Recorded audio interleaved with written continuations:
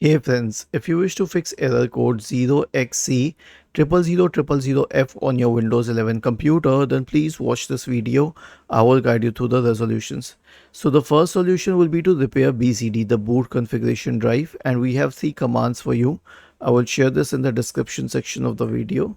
So search for command prompt in the Windows search bar and click on Run as Administrator. Paste this here and hit enter.